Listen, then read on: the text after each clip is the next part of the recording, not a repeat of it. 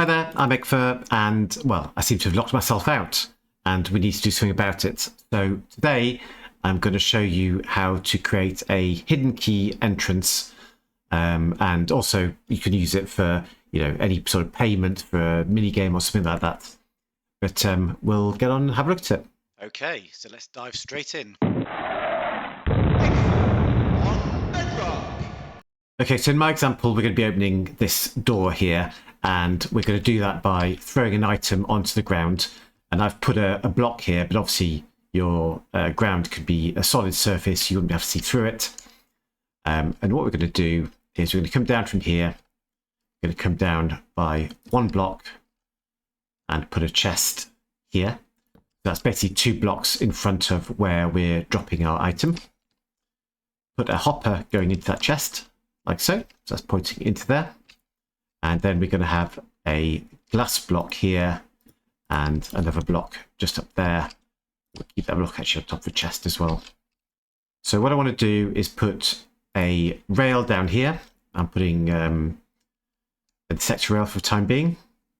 And I want to put an amethyst, medium amethyst bud on this block here. And I'll show you why we're doing that when I grab my minecart. There.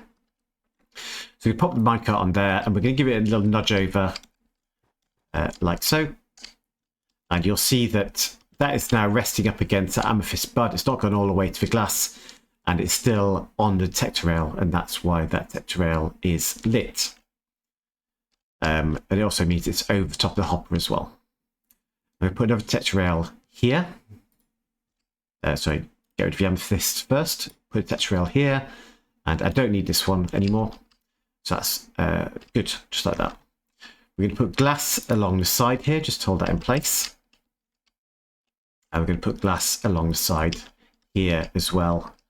But on this one, I want to put a comparator facing out from that rail, like so.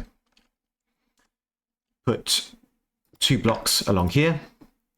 Redstone dust on top of those, and a torch around the back here. Torch like this. Okay, so that's basically an item filter that we've got now, but we need to set it up. So we're going to put some items into here, and obviously, you can use junk items, whatever, but you want to make sure that these are renamed junk items. So if we grab, for example, we grab some more dirt, I could rename that in an anvil and call it junk, and then some random characters. So we've got that now. And we're going to fill that in, and I want 1, 2, 3, 4, 5 in each slot, plus 1 more in one of the slots. So it's 6, 5, 5, 5. And then whatever I want to use as my key to get in, I'm going to use a medium amethyst bud. I put in the first slot just one of those. So now, if I throw my amethyst bud onto here, what you should see is that torch goes off. I'll do that again. There we go. The torch is going off because this bit of redstone here is getting powered. And I want that to power my door to let me in.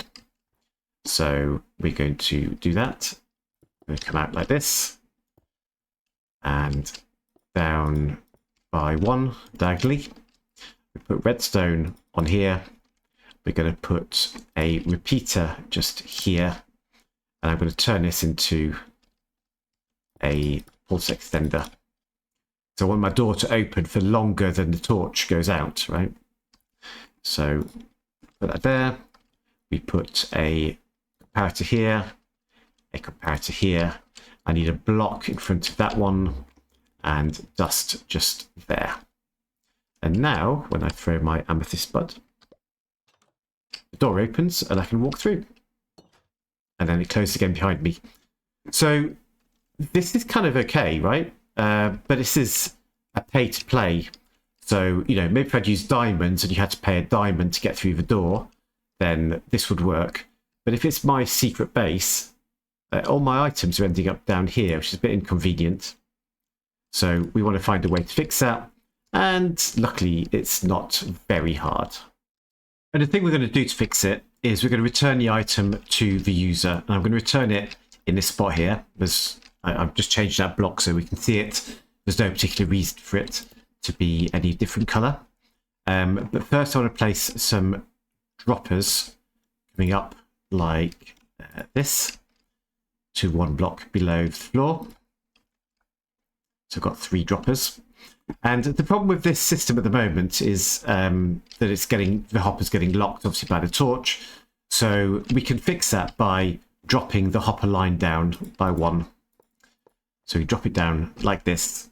And now our item will get sucked out of this hopper by the one below it, even if the hopper above is locked.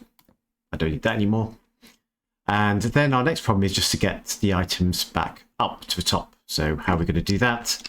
Well, probably the easiest way is to put a block there, put a comparator in front of that, like so. Then we're going to use an observer here, looking at that comparator, and another observer, which is going to power into this middle dropper here. So this observer will actually power twice. Once when an item arrives here, and once when it leaves again. So I'm going to take that item out because it'll mess it up. So it starts off empty. And now when I throw my item here, my door opens again and the item gets returned to me just there. So now what we can do to make a proper key is come back to our anvil, and I might want to name a couple of these as, let's say, body. And I'm going to use one of them in my filter instead of that one. And I'm going to hold one in my hand as well. So now if I try and use a normal medium amethyst bud, nothing's going to happen.